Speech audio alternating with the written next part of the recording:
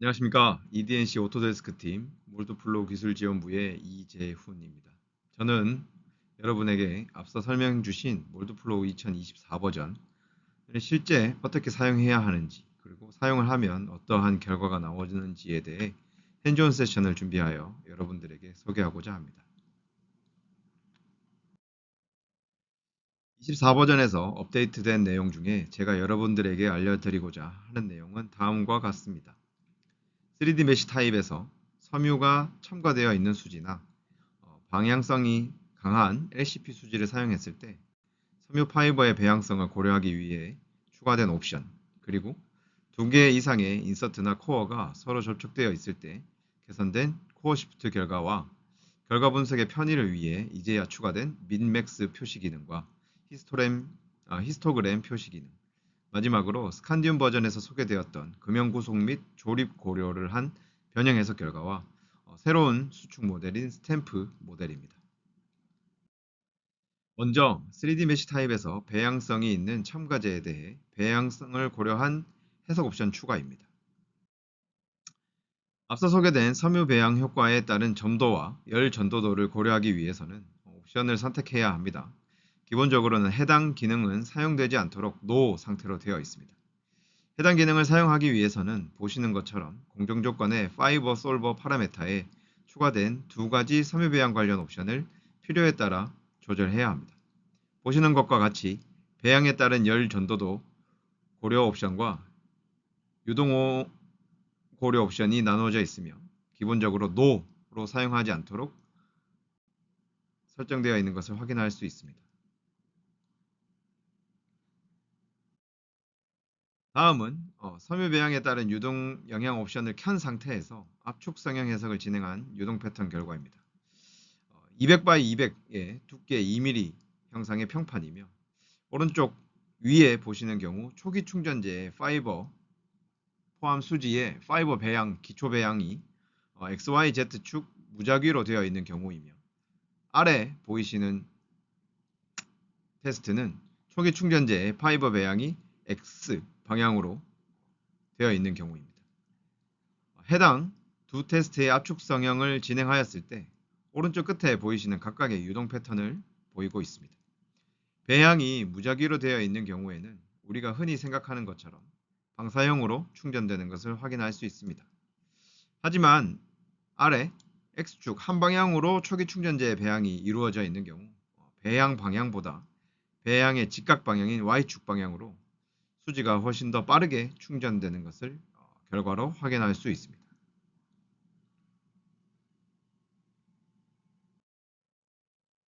다음은 오토데스크의 해당 기능에 대해 실제 C편 테스트와 해석을 비교한 자료입니다. C편은 보시는 것과 같이 네모난 형상이며 파이버 배양 측정은 표시된 것과 같은 위치인 2번, 4번 위치에서 측정하였습니다. 파이버의 배양은 유동 방향 1번으로 표시되어 있고 유동 방향의 직각 방향이 2번으로 표시되어 있으며 양방향 모두 측정하였습니다. 2번은 게이트의 정면 위치에서 실제 측정 데이터와 옵션 온, 오프에 따른 차이가 크게 나타나지 않는 것을 왼쪽 하단에 있는 그래프를 통해서 확인할 수 있습니다. 하지만 4번 위치에서 게이트에서 약간 사선의 위치에 있는 4번 위치에서는 파이버의 배양이 크게 달라지는 것을 확인할 수 있습니다. 옵션을 껐을 때 여전히 고하층, 유동층, 고하층 순서로 단면에서 흔히 볼 수 있는 파이버의 배양을 보이지만 실제 옵션을 켰을 때는 다르게 나타나며 그것을 다음과 같은 배양 그래프로 확인을 할 수 있습니다. 그리고 그에 따른 유동 패턴이 우측에 보이시는 것 같은 영향을 받아서 흐르는 것을 확인할 수 있습니다. 옵션을 키지 않은 경우에는 평소 우리가 확인할 수 있는 것처럼 우측 상단의 외곽면이 유동 속도가 점차 유동 중앙을 따라오는 패턴을 보이게 됩니다. 그 결과 말단에 가서는 거의 방사형 원형으로 표시가 되는 게 아니라 수평 방향으로 흐르는 것을 확인할 수 있습니다. 하지만 옵션을 킨 경우에는 외곽 속도가 증가하지 않고 여전히 유동 패턴은 방사형 방향으로 유지를 하고 있는 것을 확인할 수 있습니다. 그래서 컴프레션 몰딩, 압축 성형에서 일반적으로 배양을 시켜놓은 상태에 처음부터 유동에 영향을 줄 수도 있겠지만 지금처럼 게이트에서 충전할 때 충전해감에 따라서 파이버의 배양이 계산이 되고 그 파이버 계산된 것이 점도에 바로바로 영향이 줄 수 있도록 실시간으로 주고받는 해석이 가능해졌습니다. 다음은 배양의 열 전도도 영향을 고려하는 옵션을 사용하는 경우입니다. 배양의 열 전도도를 고려하는 옵션을 사용하는 경우 보는 것과 같이 열 전도도 텐서 결과를 추가로 확인할 수 있습니다. 기본적으로 나오는 결과나 아니면 new float을 통해서 추가할 수 있는 결과입니다. 하지만 이 옵션이나 결과는 킨다고 해서 무조건 나오거나 추가해서 사용할 수 없습니다. 이는 수지의 측정 방법과 수지의 측정 데이터에 영향을 받습니다. 수지의 열 전도도 특성이 다점으로 측정되어 있어야 하며 측정 타입이 우측 아래에 보시는 것 같이 벌크 밸류로 측정되어 있어야 합니다. 두께 방향의 이방성 밸류로 측정되어 있는 경우에는 해석 시 해당 옵션이 사용되지 않음을 경고창으로 확인해 볼 수 있습니다.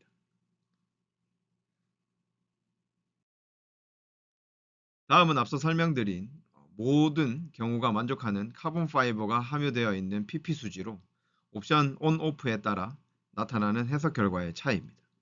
파이버가 함유되어 있는 경우 유동 충전 방향으로의 평판 열 전도도가 높은 반면에 두께 방향으로의 열 전도도는 상대적으로 낮습니다. 이러한 영향이 옵션을 킨 경우에 다른 해석 결과에 영향을 주게 되는 것을 확인할 수 있습니다. 왼쪽 결과는 옵션을 켠 상태에서 추출 온도에 도달하는 시간 결과이며 오른쪽은 옵션이 껴져 있는 상태로 추출 온도에 도달하는 시간 결과입니다.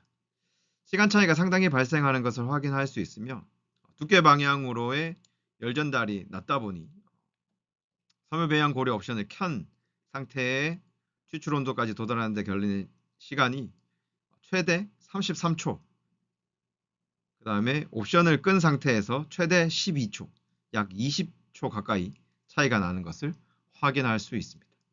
이에 따라서 압력을 유지하는 시간 차이가 유의미하게 달라지게 되며 보압이 들어가는 시간의 차이라든지 이러한 것들까지도 다 영향을 받게 됩니다. 아래 보이시는 히스토그램은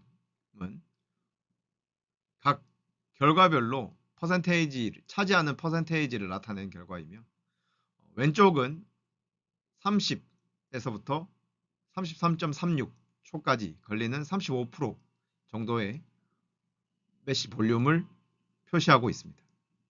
오른쪽 결과는 11초부터 12.37까지 약 0.95%의 메쉬 볼륨을 차지하고 있는 것을 확인할 수 있고 가장 많은 범위를 차지하고 있는 8.6초부터 9.9초까지의 결과가 지금 화면에 나타나 있는 것이라고 보시면 되겠습니다. 다음은 인서트 간 접촉 고려에 대한 개선 사항입니다. 지금까지 코어가 하나인 경우에는 문제가 없었지만 2개 이상의 코어가 서로 접촉하고 있는 경우 서로를 인식하지 못하고 코어 시프트 결과가 이상하게 나타나는 문제가 있었습니다. 보시는 것과 같이 2개의 인서트가 암수로 조립되어 있는 상태에서 주위를 수지로 사출하여 감싸게 되면 충전 압력으로 인해 코어가 밀리는 현상이 나타나게 되는데 23버전까지는 2개의 코어가 서로 접촉되어 있을 때 이를 정상적으로 인지하지 못하고 가운데 보는 것과 같이 이상한 코어 시프트 결과가 나타났습니다. 하지만 24버전에서는 해당 문제가 개선되어 보는 것과 같이 우측에서 보이는 것처럼 두 가지의 인서트가 서로 접촉되어 있는 상태로 그대로 밀려서 코어 시프트 결과가 나타나는 것을 확인할 수 있습니다. 다음은 사용자 편의성을 위해 추가된 민맥스 표시 기능과 히스토그램 표시 기능입니다. 이제 3D 메쉬 결과 화면에서 각 결과의 최대, 최소값을 표시해 주게 됩니다. 이것은 결과 탭에서 이그제민과 동일하게 껐다 켰다 할 수 있도록 되어 있으며 표시 박스를 마우스로 옮길 수 있도록 되어 있습니다. 이제 결과에서 어디가 높고 어디가 낮은지 쉽게 한눈에 확인할 수 있으며 하지만 시간에 따라 달라지는 결과는 여전히 시간대별 높고 낮음이 업데이트가 되기 때문에 해당 결과 중에 어느 시점에서 가장 높은지 가장 낮은지는 실제로 시간을 돌려가면서 확인을 해 봐야 합니다. 시간에 상관없이 높게 나타나는 부분과 낮게 나타나는 부분을 확인하기 위해서는 시간대를 변경해가며 바뀌는 표시 부분들을 확인해야 된다 말씀드렸습니다.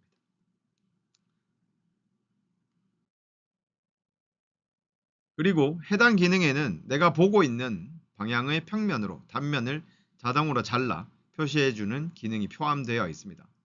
해당 결과는 최적 수축률 결과로 3D 메쉬의 경우 내부 수축률이 높은 부분이 존재할 확률이 높습니다. 바깥쪽만 봐서는 어디가 높은지 한눈에 확인하기가 힘듭니다. 하지만 최대 최소 표시 기능을 통해 어느 부위가 가장 높은지를 확인했다면 해당 부위 표시를 우측 클릭하여 다음과 같은 메뉴에서 아래에 있는 단면 표시 기능을 통해 내부에 존재하는 가장 높은 부분을 쉽게 단면을 잘라 확인할 수 있습니다. 단면을 자를 때에는 내가 보고 있는 각도의 면을 기준으로 자르기 때문에 지금처럼 축을 기준으로 자르기 위해서는 기능을 실행하기 전에 해당 뷰로 맞춰놓고 해당 기능을 이용하여 자르는 것이 좋습니다. 자르고 난 이후에는 로테이션으로 회전시키더라도 잘린 단면은 변하지 않기 때문에 각도를 변경하고 싶다면 기능을 껐다가 각도를 변경한 후 다시 기능을 실행해야 합니다. 다음 알려드릴 기능은 히스토그램 표시 기능입니다. 히스토그램은 해석 결과의 분포를 쉽게 수치로 확인할 수 있습니다. 지금 보시는 결과는 유동선단 온도 결과입니다. 유동선단 온도는 조건에 따라 상승하거나 하강할 수 있습니다. 너무 높게 오르거나 너무 낮게 떨어지면 제품에 문제가 발생할 수 있으므로 가능하면 균일한 온도를 이루며 수지가 흘러가는 것이 좋습니다. 지금 우측에 보시는 결과는 유동선단 온도 중 가장 낮은 온도 영역을 히스토그램에서 클릭하여 해당 영역만 표시한 결과입니다. 다음과 같이 표시된 영역에서 유동선단의 가장 낮은 영역을 나타내고 있습니다. 이런 식으로 낮게 떨어지는 부분이 리브 끝단이나 유동 말단, 살 두께가 극히 얇아 금방 온도가 떨어지는 부분인지 한눈에 파악하고 이것이 문제가 될 부분인지 아닌지를 쉽게 판단할 수 있게 되었습니다. 이 같은 히스토그램 기능을 다음과 같은 추출 온도 도달하는 데 걸리는 결과나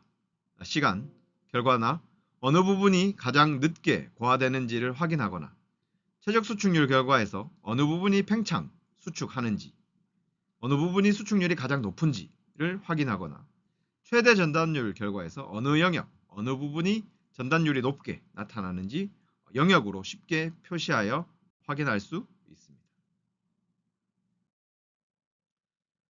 다음 소개해드릴 기능은 어셈블리 어널리시스 기능입니다.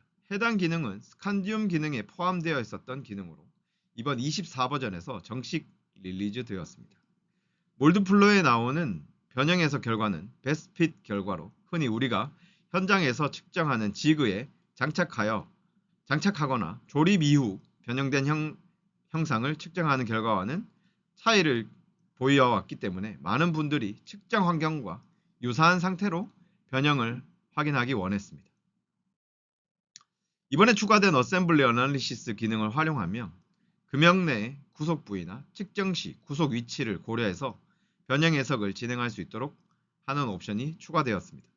그래서 예전에는 구속 부위를 컨스트레인으로 완전히 구속을 주고 해석을 하는 것밖에 할 수 없었던 것과는 다르게 구속 부위가 우리가 별도로 입력한 금형 수축량만큼 움직일 수 있도록 되었습니다. 해석을 진행을 하면 다음과 같이 기본 변형 해석 결과뿐만 아니라 변형 이후 설계 데이터와의 차이 결과를 추가로 확인할 수 있습니다. 그럼 어셈블리 해석을 어떻게 진행해야 하는지 확인을 해보도록 하겠습니다. 다른 건 다 동일하고 해당 기능은 모든 메쉬 타입을 지원합니다. 단, 해당 기능은 제품의 수축률을 직접 입력하고 입력한 수축률을 해석해서 사용하기 때문에 해석을 진행하기 전에 금형의 수축률이 적용된 모델이 아닌 설계 모델로 진행을 해야 합니다. 말씀드린 내용을 잘 숙지하시고 변형 조건, 공정 조건의 변형 조건을 입력하는 창에서 지금 표시되어 있는 옵션을 체크를 합니다. 옵션을 체크하게 되면 금형의 수축률을 입력할 수 있는 란이 나타나고 등방성으로만 입력할 수 있도록 되어 있습니다. 중요한 것은 이 수축률이 가능한 한 정확하게 입력을 해야 된다는 이야기입니다. 내가 해당 금형에 적용할 수축률이나 적용된 수축률을 넣어야만 유의미한 결과를 얻을 수 있음을 인지해야 하며 전혀 다른 수축률을 입력하게 되면 무의미한 결과를 얻을 수 있게 됩니다.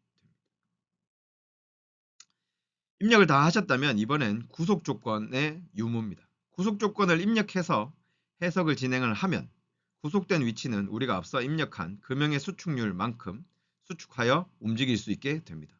그래서 기존 변형 해석 결과에서는 구속 조건이 고려된 상태로 입력된 수축량만큼 움직여 변형 해석 결과가 나타나고 새롭게 추가되어 나타나는 모델과의 차이 결과에서는 입력한 수축률만큼 보상된 결과를 통해 실제 설계 데이터와의 차이를 확인할 수 있습니다. 해당 옵션을 사용해서 해석을 진행을 하지만 구속 조건을 사용하지 않고도 해석을 진행할 수가 있습니다. 그러면 기존 변형 해석 결과는 옵션을 사용하지 않은 변형 해석 결과와 동일한 결과가 나타나게 됩니다.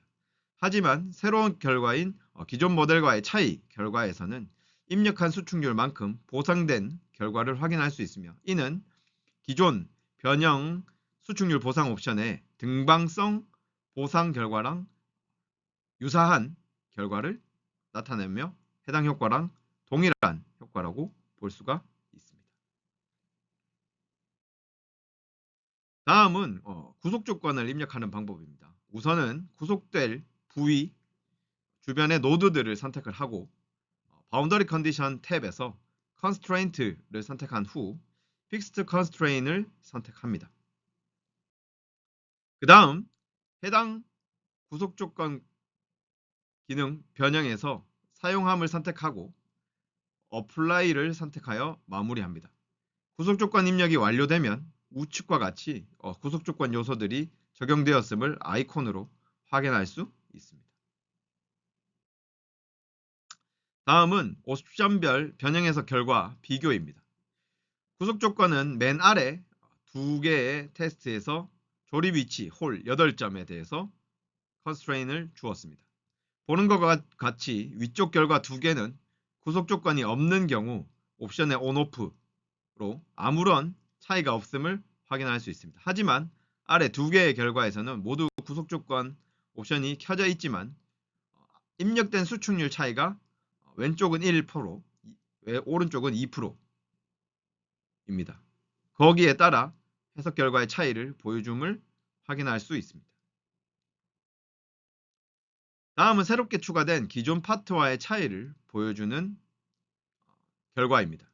왼쪽 위에 있는 테스트의 경우 옵션을 켜지 않았기 때문에 새롭게 추가된 결과는 나타나지 않고 기본 변형 해석 결과만 나타나게 됩니다. 그리고 오른쪽 위에 있는 결과의 경우 옵션을 켰지만 구속 조건은 없는 경우입니다. 실제 해당 모델의 경우 해석을 진행을 하게 되면 수축률이 약 2% 정도로 나타나는 테스트 결과를 보입니다. 그래서 수축률을 결과보다 낮게 입력한 왼쪽 아래의 결과보다 오른쪽 아래 결과가 실제 파트와 훨씬 더 낮은 차이를 보임을 확인할 수 있습니다. 이처럼 해당 결과는 실제 우리가 얻어야 하는 결과 형상과 해석의 변형 형상이 얼마나 차이가 나며 여기에 구속 조건이 형상에 어떠한 영향을 주는지를 확인할 수 있는 결과입니다. 그리고 조건으로 입력하는 수축률 값이 큰 영향을 주기 때문에 무조건 적절한 값을 잘 입력하는 것이 중요합니다. 다음은 앞선 기능과 동일하게 스칸디움 버전에서 추가되어 한번 소개드렸던 스탬프 3D 수축 모델입니다.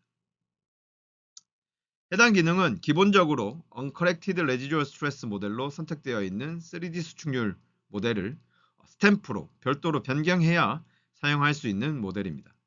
이 모델은 기본적으로 크림스가 있는 수지는 모두 스탬프를 사용할 수 있다라고 생각하시면 됩니다.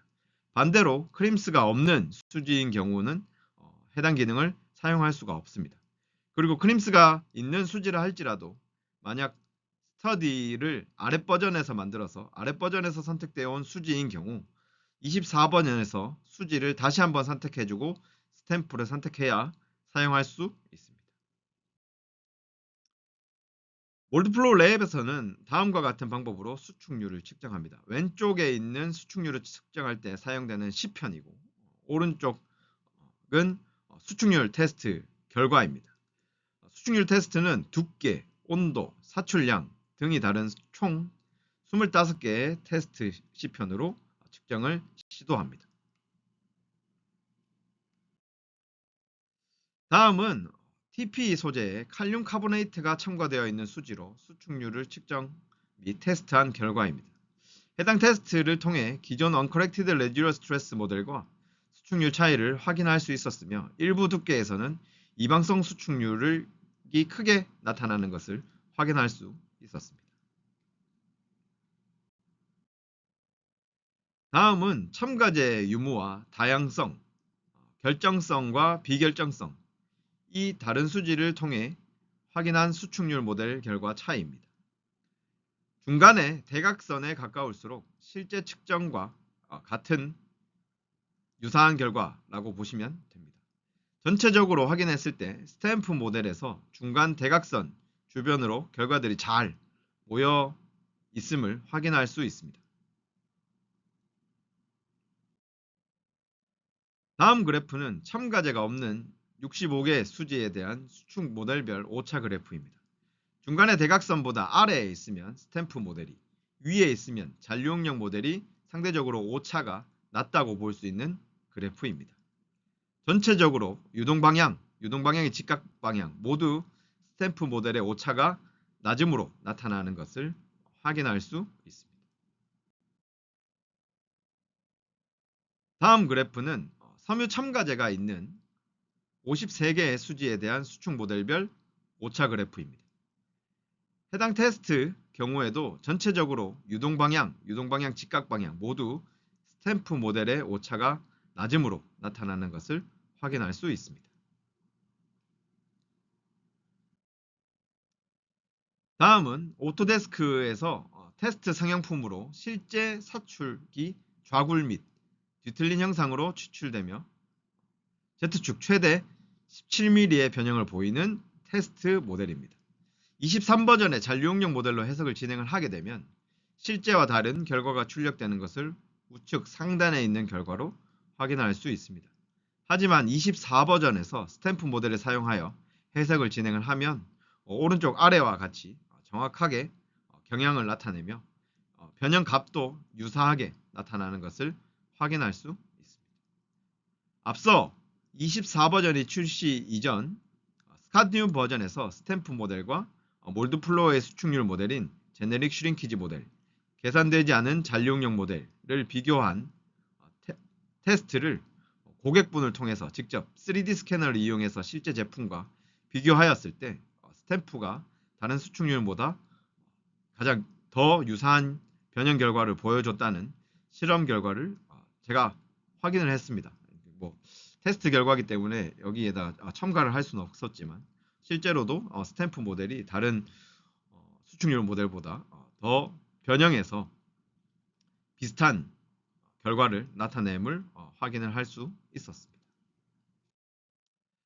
앞서 24버전이 출시 이전에 스칸디움 버전에서 스탬프 모델과 몰드플로우 수축률 모델인 제네릭 슈링키지 모델, 계산되지 않는 잔류응력 모델을 비교한 고객분들의 사례를 통해서 여러분들도 해당 스탬프 모델을 가지고 훨씬 더 좋은 결과를 얻어낼 수 있도록 실제 제품에 한번 테스트를 진행해 보시길 바랍니다. 지금까지 소개해드린 24버전의 업데이트 기능을 통해서도 여러분들도 일하시는데 많은 도움이 되시길 바랍니다. 이상으로 제 발표는 모두 마치도록 하겠습니다. 감사합니다.